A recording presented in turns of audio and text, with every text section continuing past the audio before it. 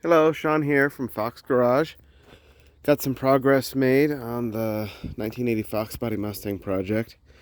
I guess it's another rust exploration video, but what I did was I removed the carpet, the spare tire cover thing. A lot of stuff was already stripped out of this car, and then I took out a whole bunch of sound deadening that hadn't been taken out. So they had a lot of it already taken out kind of up front, but I took out the rest of it, and then I took out the rearward interior panels and rear seat and carpet and all the carpet lining. All of that amounts to 103 pounds removed, and that's weight that will not be going back in. The factory Recaro front seats, they're each 40 pounds, and I'm not going to be using those. I'll use something lighter probably, so save a couple of pounds there, maybe save 20 pounds total. So I think we'd be looking at probably 125 pounds or so of weight removed. Of course, we're going to have to add a whole bunch back in when we do the roll cage. That's kind of where we're at. The rust is not as bad as I had originally thought. We do have kind of the common places back here. Some see-through holes. But the floor is better than I had thought it would be. It's rusty, and they welded in some plates, but it's not completely rotted out. And then another hole here, kind of right near the tunnel. These, I think, are just some cracks that have been welded up here from, being this is, I can't remember, like a pre-87, I want to say. I think they updated the floor pan in 87 to have a little bit more support for the rear brackets for the seat. So this doesn't have that since it's a 1980. So those were welded up and cracked, but I think the plan going forward would be to probably order both left and right floor pans and piece together what I need. Potentially replace the entire floor pan, even though it doesn't need an entire floor pan. Let's see. But I haven't decided yet. I think the next order of business will be taking out the dash and taking the door cards off. Probably don't really need to take the door cards off yet, because I might just take the doors off as a whole once I can get the car into the workshop. But yeah, it looks, I mean, when you take the carpet out and everything, it looks just huge in here. So I don't think the back is too terrible with rust, but there's definitely some spots. Like if you look right behind the passenger tail light here, have that spot there. And this, it had lots of mouse activity. There's a couple of big nests, and I imagine, mice pee where they eat and sleep, so this area was probably the rust is due to mouse pee, actually. Gross, but that's the reality, I think.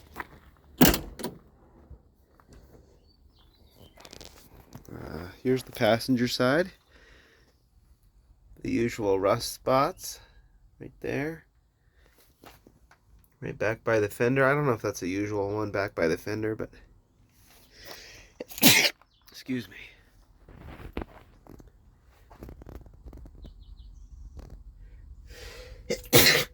Ooh, excuse me. Yeah. So that hole goes all the way into the passenger compartment. But it's actually not as bad as I thought it was going to be. So at least looking from here, I don't think that the rust damage really extends past this whatever you call it, this cross member, I guess. I think most of the rust damage in the rockers is just that very limited area up front. And like I'd already pointed out before, the frame rails up to the, at least up to the shock tower, and even beyond the shock tower, it's not too terrible, the frame rails. So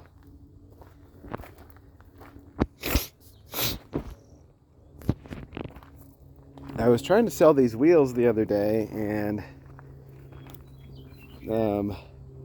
I couldn't put these other wheels on just to roll it around, because I would need to replace the studs on here to be probably 3-inch long studs, because those are some incredibly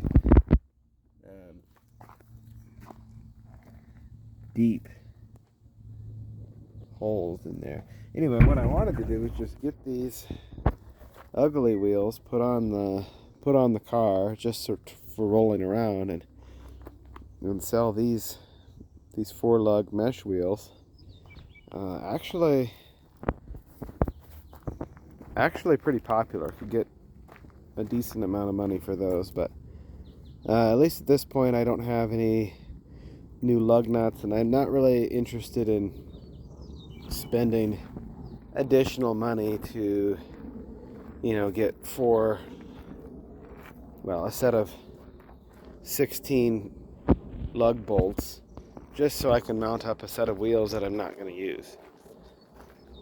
So I'm a little bit more interested in just taking my time and putting the hubs that I want on here, whatever that is, the hubs and brakes that I actually want.